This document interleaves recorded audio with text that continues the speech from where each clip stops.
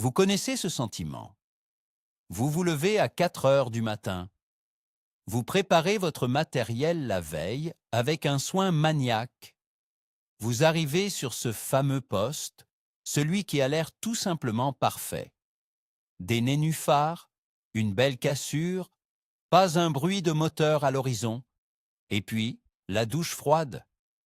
Zéro touche. Rien. Le désert total. Vous remettez en question vos leurres, votre montage, même la couleur de votre fil. Et si je vous disais que le problème, ce n'est pas vous?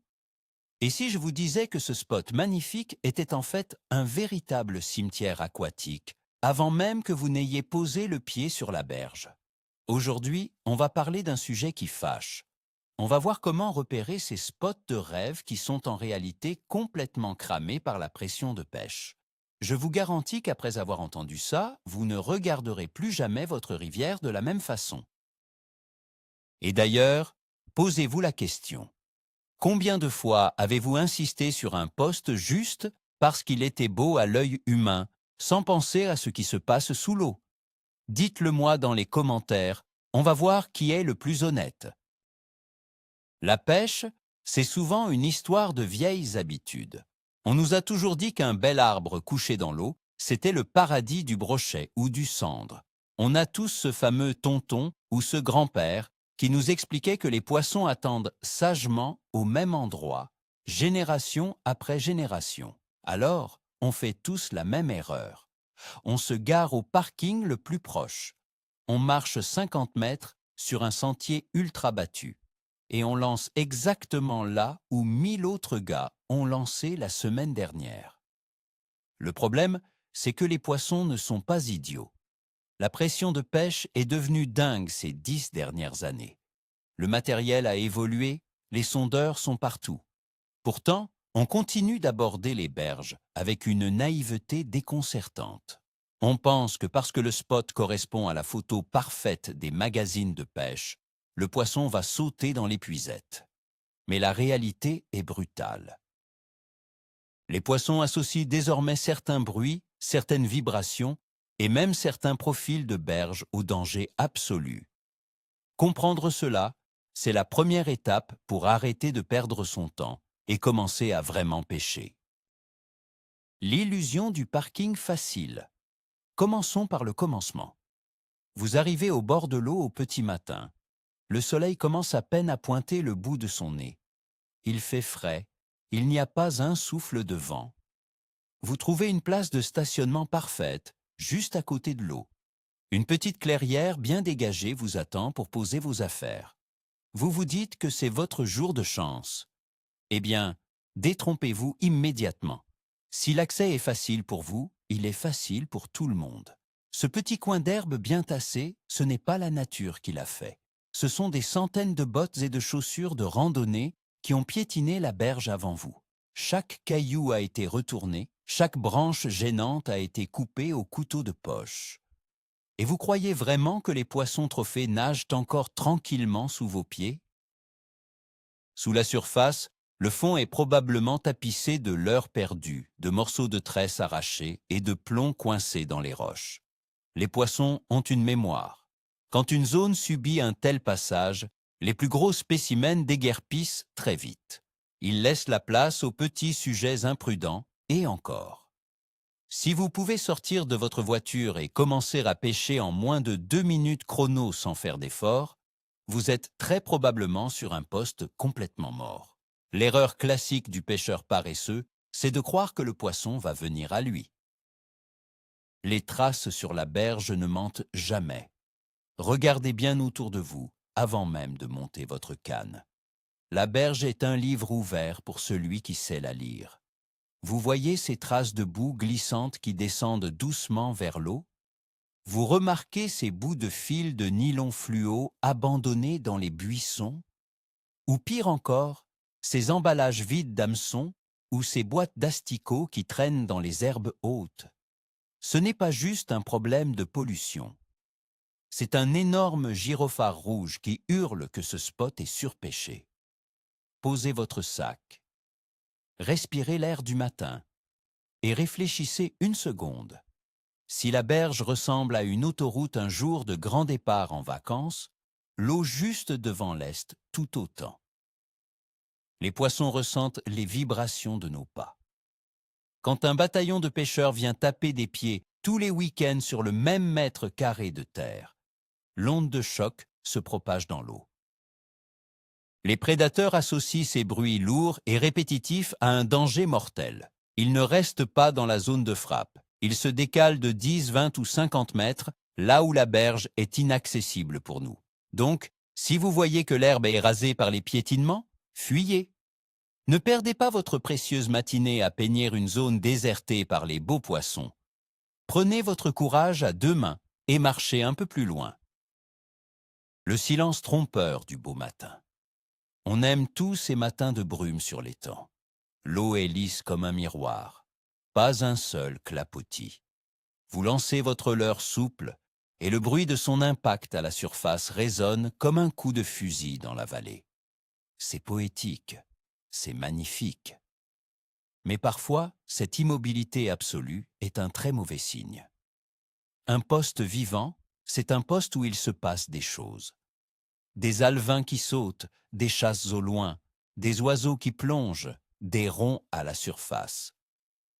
Si votre spot de rêve est aussi calme qu'une piscine municipale fermée pour l'hiver, posez-vous de sérieuses questions. La pression de pêche intense a pour effet de modifier le comportement de toute la chaîne alimentaire. Quand les carnassiers sont harcelés par des centaines de lancers par jour, ils changent leurs heures de repas. Ils deviennent complètement nocturnes. Ils ne chassent plus quand la lumière se lève. Ils se calent au fond, le ventre plaqué contre la vase ou sous une souche impénétrable. Et ils attendent que le cirque passe. Vous êtes là, avec votre café dans une main et votre canne dans l'autre, pensant que la journée commence. Mais pour eux, la journée est déjà finie depuis des heures. Ce silence que vous trouvez si apaisant, c'est en fait le silence d'une zone où la vie aquatique s'est mise sur pause pour survivre à la présence humaine. Le fameux arbre couché dans l'eau. Ah, parlons-en de cet arbre. Le classique absolu. Le grand chêne ou le vieux saule qui s'est effondré dans la rivière après une tempête. Toutes les branches plongent dans le courant.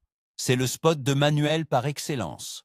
N'importe quel pêcheur qui a lu un article de magazine dans les années 90 sait qu'il doit lancer là. Et c'est bien ça le drame.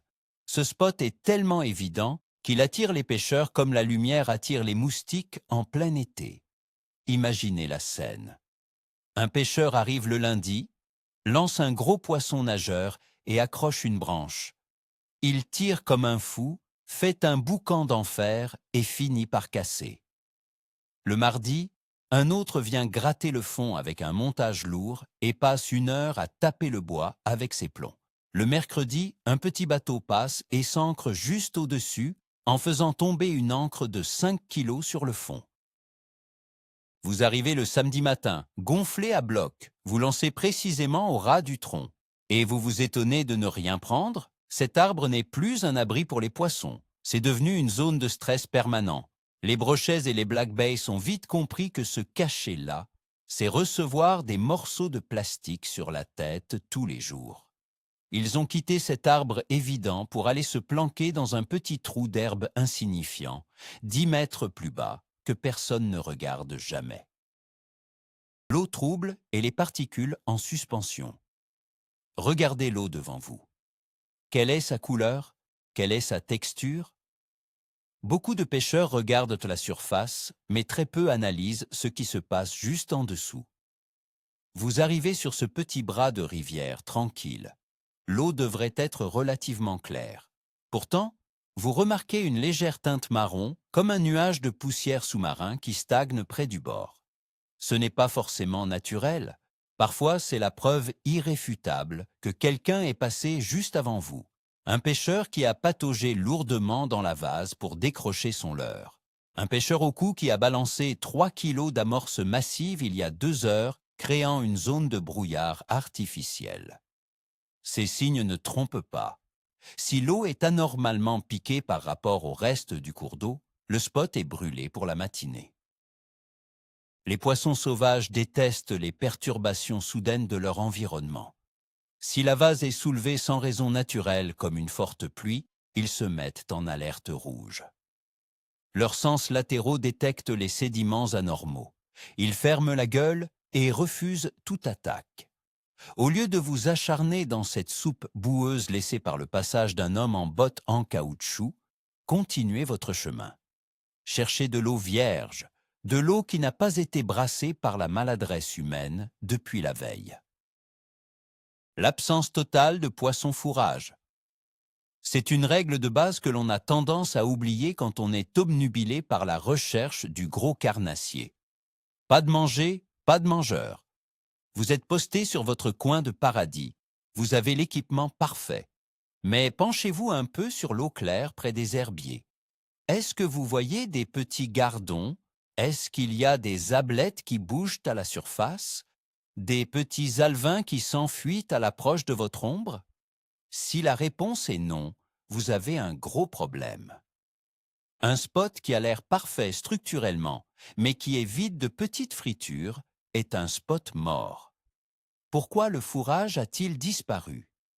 Très souvent, c'est à cause de l'agitation humaine. Les petits poissons sont extrêmement sensibles au bruit, aux ombres sur l'eau, aux allées et venues sur la berge.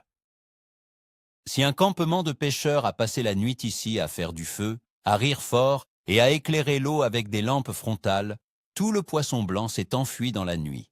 Et devinez quoi? Les gros brochets et les beaux cendres ont suivi leur garde-manger. Ils ne vont pas rester sur un poste vide de nourriture, juste pour faire joli dans le décor. Vous jetez donc vos leurres hors de prix dans un désert aquatique. Ne jugez jamais un poste uniquement sur son relief. Si la vie microscopique et les petits poissons ne sont pas là, les monstres n'y seront pas non plus. Les oiseaux ne s'y trompent pas. Voici une astuce que les vieux briscards connaissent bien, mais que les nouvelles générations ignorent totalement. Observez le ciel et les arbres autour du point d'eau. Les oiseaux pêcheurs, comme les hérons, les aigrettes ou les martins pêcheurs, sont vos meilleurs alliés. Ce sont des pêcheurs professionnels, eux. Ils ne se posent jamais au hasard. Ils n'ont pas de sondeur électronique à 1000 €, mais ils savent de lire l'eau 1000 fois mieux que nous. Vous arrivez sur votre poste magique. Il y a un grand héron perché sur l'autre rive, 50 mètres plus loin. Mais sur votre fameux poste, rien, pas un oiseau. C'est un signe évident. Si les oiseaux évitent soigneusement cette jolie petite baie très facile d'accès, c'est parce qu'ils savent que la présence humaine y est trop fréquente. Ils ont compris que c'est une zone de dérangement constant. Un héron déteste être surpris par un promeneur ou un pêcheur bruyant. S'il a déserté cette anse magnifique, c'est qu'il a été chassé trop de fois. Et si les oiseaux qui chassent le poisson blanc désertent la zone, cela confirme notre point précédent. Il n'y a plus de nourriture active ici. Les oiseaux sont d'excellents indicateurs de la tranquillité d'un poste. Fiez-vous à leur instinct sauvage plutôt qu'à vos certitudes de pêcheurs modernes. Allez pêcher là où le héron regarde, pas là où la voiture se gare. Le syndrome du leurre que tout le monde utilise. Changeons d'angle un instant. Parlons de ce que vous avez au bout de la ligne. Vous êtes sur un spot très connu. Tout le monde dans la région sait qu'il y a du beau poisson ici. Vous ouvrez votre boîte et vous sortez ce fameux leurre souple blanc, avec une queue rouge. Celui que le vendeur du magasin d'articles de pêche vous a conseillé, celui qui cartonne sur les réseaux sociaux. Grosse erreur. Sur un spot soumis à une forte pression, les poissons ont vu passer ce leurre précis une centaine de fois depuis l'ouverture. Ils connaissent sa vibration par cœur. Ils connaissent le bruit de sa plombée quand il touche le fond. Ils savent exactement à quoi il ressemble à contre-jour. Ce n'est plus une proie pour eux, c'est devenu un signal d'alarme. Lancer le leurre à la mode sur un poste très fréquenté, c'est comme essayer de vendre du sable dans le désert. Le spot n'est peut-être pas physiquement déserté par les poissons, mais il est psychologiquement brûlé pour cette technique précise. C'est là que l'on voit la différence entre un pêcheur entêté et un pêcheur intelligent. Si vous tenez absolument à pêcher ce coin réputé, vous devez casser les codes. Oubliez la couleur flashy à la mode. Sortez un vieux truc moche de votre boîte ou pêchez sans aucun plomb en apesanteur. Il faut surprendre un poisson éduqué, pas lui réciter la même leçon que les 10 pêcheurs précédents. La mauvaise lecture des courants. Encore un biais monumental que l'on retrouve partout. Vous arrivez sur une belle rivière qui tourne. Il y a cette immense amorti de courant, une grande cuvette d'eau calme juste derrière la pointe de rocher. C'est confortable à pêcher. Votre ligne ne dérive pas, vous sentez bien le fond, tout est facile. Le problème, c'est que la facilité est l'ennemi de la réussite. Tout le monde pêche cet amorti parce qu'il est évident. C'est reposant de pêcher l'eau morte. Mais les beaux carnassiers, surtout dans les zones très pêchées, ne sont pas dupes. Ils savent que ce grand bain à remous calme est rempli de fils de pêche tendus. Où sont-ils allés? Ils se sont calés juste à la limite, dans la veine d'eau principale, là où le courant est beaucoup plus fort, là où ça tire sur la canne, là où il est difficile de contrôler son leurre. Ils se mettent dans des positions inconfortables pour le pêcheur, parce que c'est là qu'ils sont en sécurité. Ils interceptent la nourriture qui passe à toute vitesse dans le courant fort, tout en regardant les pêcheurs s'acharner dans l'eau morte d'à côté. Pêcher l'amorti évident sur un spot très connu, c'est pêcher dans une baignoire vide. La prochaine fois, au lieu de lancer dans le calme plat comme tout le monde, lancez en plein milieu des remous furieux. C'est difficile, oui, mais c'est là que se cache un rescapé. Le décalage des heures de vérité. On a tous en tête cette fameuse règle d'or de la pêche. Il faut y aller au lever du jour ou juste avant le coucher du soleil. C'est vrai dans l'absolu, sur un plan d'eau sauvage isolé. Mais sur nos eaux très pêchées, cette règle est en train de voler en éclats. Pourquoi? Parce que tous les pêcheurs font exactement ça. Du coup, à 7 heures du matin, le spot de rêve ressemble à une rue piétonne un samedi après-midi. Les poissons subissent un pic de stress énorme pile au moment où ils sont censés se nourrir. Résultat, ils adaptent leur horloge biologique. Un vieux silure ou un brochet massif va modifier ses habitudes. Il refusera catégoriquement de chasser à l'aube. Il attendra que tous les courageux du matin rentrent chez eux pour déjeuner vers 11 heures. C'est souvent en plein milieu de la journée, sous un soleil de plomb à 13 heures, quand il n'y a plus personne sur les berges, que l'activité reprend brièvement. Le poisson se sent enfin seul. L'eau s'apaise. Si vous continuez de croire que les heures dorées sont magiques, sur des spots très populaires, vous allez droit dans le mur. Vous pêchez en pleine heure de pointe du stress aquatique. Essayez de venir à l'heure où tout le monde part manger. Vous serez surpris des résultats incroyables que vous allez obtenir. L'impact catastrophique des ombres portées. Visualisez cette scène classique. Vous arrivez discrètement sur votre berge surélevée. Le soleil est derrière vous. Il illumine merveilleusement l'eau devant vous. C'est parfait pour voir le fond grâce à vos lunettes polarisantes. Vous avancez fièrement jusqu'au bord, grand et droit, prêt à en découdre. Vous venez de faire l'une des pires erreurs possibles.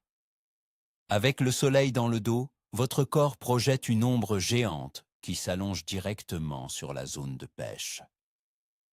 Mieux encore, l'ombre de votre canne qui bouge balaie l'eau comme un essuie-glace géant. Sur un spot vierge, ça peut juste effrayer un peu les petits. Mais sur un spot surpêché, cette ombre mouvante est le signal de terreur par excellence. Les poissons ont appris à associer cette grande forme sombre qui s'agite avec le danger de mort. Avant même que votre leurre ne touche l'eau, le message d'alerte a été envoyé à tout le secteur. La zone est instantanément brûlée par votre propre faute. Les truites, les chevennes ou les brochets embusqués se plaquent au fond et se figent. Ils vous ont vu avant que vous ne pensiez à les chercher. Quand vous pêchez des bordures connues, approchez-vous toujours à genoux, en vous cachant derrière la végétation, surtout si le soleil est dans votre dos. Restez bas, restez invisible pour tromper la méfiance des vieux poissons. Les leurres coincés dans les arbres. Levez les yeux au ciel un instant. Regardez les branches basses qui surplombent la rivière. Que voyez-vous pendre au bout de cette branche de saule pleureur? Un magnifique leurre dur, articulé, accroché là par un malheureux qui a raté son lancer. Regardez un peu plus loin. Une grosse touffe de tresse verte s'est enroulée autour d'une racine aérienne. Ce n'est pas un musée en plein air, c'est le carnet de présence du spot. Ces décorations macabres sont la preuve visuelle que des dizaines de lancers ont été effectués exactement ici au cours des derniers jours. Pensez-y logiquement. Chaque fois qu'un pêcheur a accroché son matériel là-haut, il a tiré sur sa ligne, secoué la branche, fait tomber des feuilles dans l'eau, juré bruyamment, et peut-être même jeté des cailloux pour tenter de décrocher. Ce remue-ménage infernal a transformé cette zone d'ombre, soi-disant idéale, en zone de guerre. Les poissons résidents ont fui ce tintamarre depuis longtemps. Pêcher sous un arbre décoré de guirlandes de leurres, c'est s'acharner sur une scène de crime après que tout le monde a fui. Les vraies caches productives sont celles qui sont tellement difficiles d'accès que personne n'a encore osé y lancer, ou alors celles qui ont l'air tellement banales qu'elles ne comportent aucun piège visible en l'air. Fuyez les arbres de Noël. L'odeur de la présence humaine. On sous-estime souvent l'odorat des poissons. On se concentre sur les vibrations et la vue, mais dans l'eau, les molécules odorantes voyagent très vite. Imaginez que vous venez vous installer sur votre coin. Avant de monter votre ligne, vous avez mis de l'anti-moustique sur vos bras. Ou pire, vous venez de faire le plein de votre voiture et vos mains sentent l'essence. Vous avez appliqué de la crème solaire. Puis, vous manipulez vos leurres, vous touchez votre vif ou vous pétrissez votre amorce. Tout ce que vous touchez s'imprègne de cette signature chimique humaine, complètement contre nature dans l'environnement aquatique. Sur des eaux où la pression de pêche est faible, un poisson affamé pourrait ignorer cette odeur bizarre. Mais sur un poste surpêché, c'est une autre histoire. Les poissons ont fait l'association entre le goût chimique de la crème solaire ou du tabac et le métal de l'hameçon. C'est un apprentissage de survie. Un brochet qui suit votre leurre au ralenti jusqu'au bord va stopper net s'il détecte une odeur suspecte. Il fera demi-tour sans même essayer de mordre. C'est pour ça qu'on voit parfois des poissons suivre et repartir mystérieusement. Lavez-vous les mains avec de la boue ou des herbes de la berge avant de pêcher. Sur un spot difficile, le moindre détail chimique peut ruiner votre journée de pêche. Le mythe de la cassure miraculeuse. Sur un lac de barrage ou une grande rivière, tout le monde cherche la fameuse cassure. Vous savez, cette pente sous-marine abrupte où le fond passe de 2 mètres à 10 mètres de profondeur en quelques pas. C'est l'autoroute des carnassiers, l'endroit où ils coincent les bancs de poissons blancs. C'est un excellent spot sur le papier. Mais avec la démocratisation des sondeurs et des applications de cartographie sur téléphone, le secret n'existe plus. N'importe quel pêcheur du dimanche peut repérer cette cassure depuis son canapé en buvant un café. Résultat, dès l'ouverture, cette ligne de fond est matraquée. Des dizaines de bateaux font des allers-retours au-dessus. Les pêcheurs du bord lancent en plein dedans avec de lourds plombs qui résonnent sur la roche. La cassure n'est plus un lieu de chasse naturel. Elle est devenue une tranchée sous le feu ennemi. Les prédateurs ont une intelligence adaptative. Ils vont délaisser cette pente raide trop exposée pour s'installer sur de vastes plateaux monotones, là où il n'y a soi-disant rien d'intéressant sur les cartes. Des zones plates, sans relief marqué, que tous les bateaux survolent à pleine vitesse sans s'arrêter. C'est paradoxal, mais pour fuir la pression sur les beaux spots évidents, le poisson se cache souvent dans le vide, là où aucun pêcheur ne pense à s'arrêter une minute. La fréquence de vos lancers.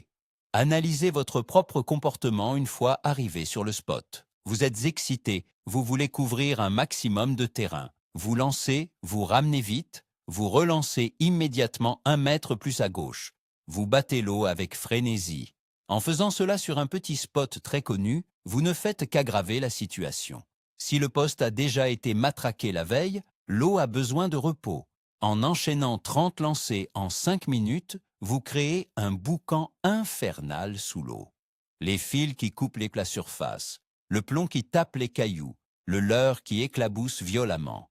Pour un vieux poisson méfiant, c'est comme entendre le fracas d'un engin de chantier devant sa porte.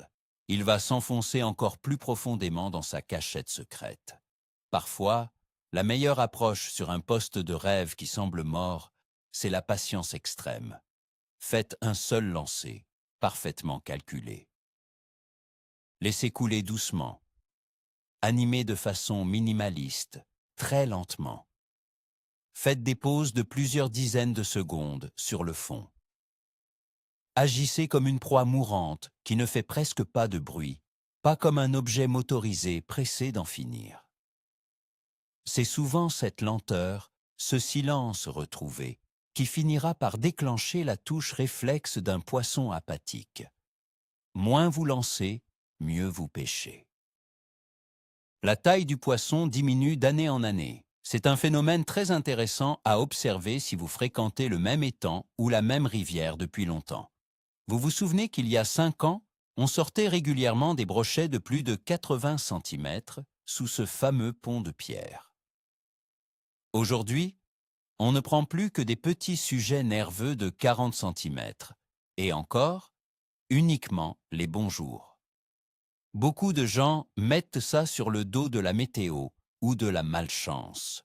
C'est surtout le symptôme absolu d'un spot surpêché. Les très gros poissons sont les plus vieux. Ce sont aussi les plus intelligents et ceux qui ont la meilleure mémoire de la rivière. Quand un poste subit une pression constante, les grands spécimens sont les premiers à déménager définitivement vers des eaux inaccessibles ou des postes de nuit. Ils cèdent la place aux jeunes poissons, inexpérimentés, qui n'ont pas encore appris à se méfier du balai incessant des pêcheurs sur la rive.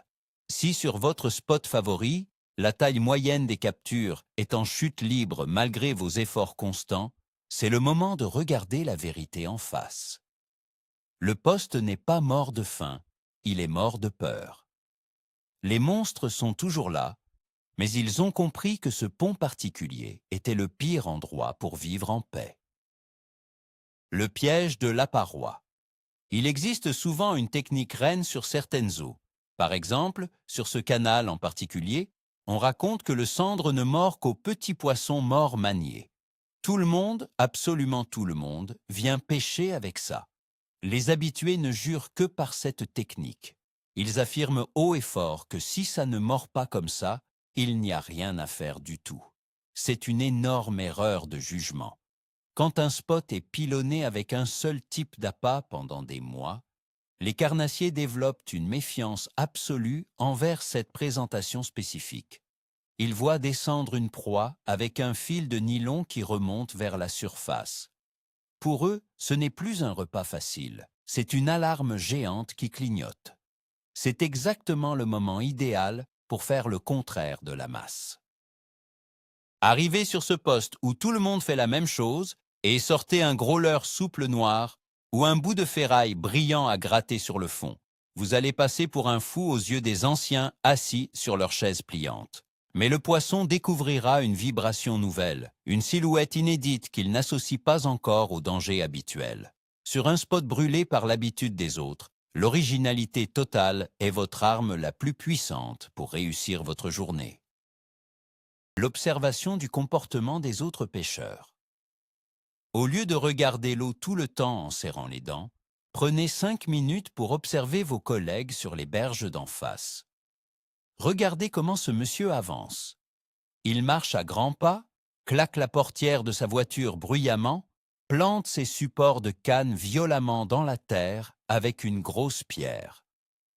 Observez l'autre là-bas en bateau, qui laisse tourner son moteur électrique avec de gros coups d'hélice pour se stabiliser dans le vent. Ce triste spectacle vous donne une information vitale pour votre pêche.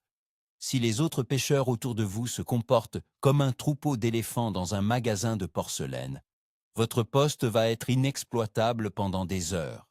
La pression de pêche, ce n'est pas seulement le nombre de personnes au mètre carré, c'est le niveau de vacarme global. Si vous constatez que le secteur est fréquenté par des gens bruyants et peu soigneux, ne perdez pas votre temps ici. Ramassez votre matériel sans faire de bruit et allez marcher dans la forêt touffue, dans les ronces épaisses, là où il faut ramper pour accéder à l'eau. Laissez les autoroutes du bord de l'eau aux gens pressés. Les poissons qui ont survécu à ce vacarme se sont réfugiés dans ces endroits inaccessibles. Votre inconfort est la garantie de la tranquillité du poisson. L'eau qui écume sur les bordures. Revenons aux détails de l'eau elle-même. Imaginez une belle journée de printemps. Vous longez une bordure remplie de jolis roseaux verts. Le vent pousse légèrement l'eau contre la rive en terre. Vous remarquez de la petite mousse blanche, un peu d'écume qui s'accumule dans les coins tranquilles. En apparence, c'est naturel et normal. Mais approchez-vous et regardez de très près. Est-ce que cette écume charrie des petits morceaux de plastique, des résidus bizarres ou de la chapelure d'amorce gonflée par l'eau? Les vents et les courants ramènent vers les bordures les preuves flagrantes du passage humain. Si vous trouvez ces éléments concentrés dans les amortis près de votre spot, c'est la preuve d'une forte activité humaine très récente en amont de votre position. L'eau porte les cicatrices de la pression de pêche. Les poissons sauvages détestent évoluer dans de l'eau salie et les prédateurs fuient ces zones polluées par le bruit et les restes. Un bon pêcheur lit l'eau comme un détective lit une scène de crime. La présence de déchets microscopiques brassés par l'eau prouve que le milieu a été fortement perturbé. Plutôt que de lancer bêtement votre ligne au milieu de cette zone morte, remontez courageusement le courant. Allez chercher la zone pure, loin du problème. L'acceptation de la page blanche. Pour terminer sur ces spots de rêve qui virent au cauchemar, il faut accepter de changer de mentalité radicalement. Le plus dur n'est pas de changer de l'heure de pêche, c'est d'abandonner ces vieux souvenirs rassurants. Oui, il y a 10 ans, vous avez fait une pêche incroyable sous ce grand pont. Oui, le cadre est magnifique pour prendre des photos. Mais ce souvenir tenace vous emprisonne complètement. Il vous pousse à retourner sans cesse sur un poste que toute la région connaît aujourd'hui, un poste qui est mort cliniquement à cause de sa propre célébrité. La plus grande erreur du pêcheur têtu, c'est de croire qu'à force d'insister lourdement, la magie va opérer de nouveau par miracle. C'est totalement faux. Accepter que votre spot préféré est désormais cramé par la pression, c'est vous libérer l'esprit. C'est s'autoriser à prendre une vieille carte et à chercher la petite flaque d'eau perdue au milieu des bois, très loin des routes goudronnées. C'est se lever le matin avec l'excitation folle de la découverte et non plus avec l'espoir fatigué de gratter un poste détruit. Le poisson de vos rêves vous attend patiemment ailleurs.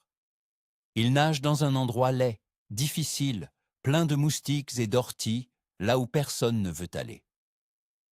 C'est là que réside la vraie pêche sauvage. Pour résumer, on vient de mettre le doigt sur une vérité très dérangeante. La majorité d'entre nous perd un temps précieux à pêcher des fantômes sur des postes de cartes postales. Le moment le plus décisif de votre partie de pêche, ce n'est pas le choix de la couleur de votre leurre, ni le prix de votre matériel.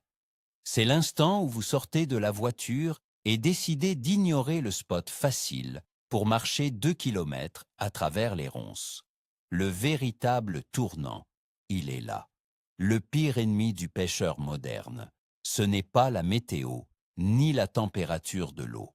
C'est l'héritage laissé par les autres pêcheurs avant lui.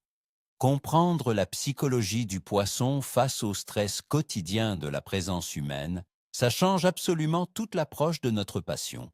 Fini les lancers hasardeux dans le vide en espérant un miracle. On passe en mode furtif, en mode réflexion pure. Merci infiniment d'avoir suivi cette vidéo jusqu'au bout. Si ce genre de vérité brutale vous aide à réfléchir différemment et à progresser, N'oubliez pas de vous abonner à la chaîne pour ne rater aucune de nos prochaines analyses au bord de l'eau. Lâchez un gros pouce bleu en bas de la vidéo, ça aide énormément. Et maintenant, je veux votre avis dans les commentaires. Préférez-vous faire un zéro pointé en pêchant confortablement sur votre vieux spot ou ramper dans la boue pour espérer toucher le poisson de votre vie? J'attends vos réponses avec impatience.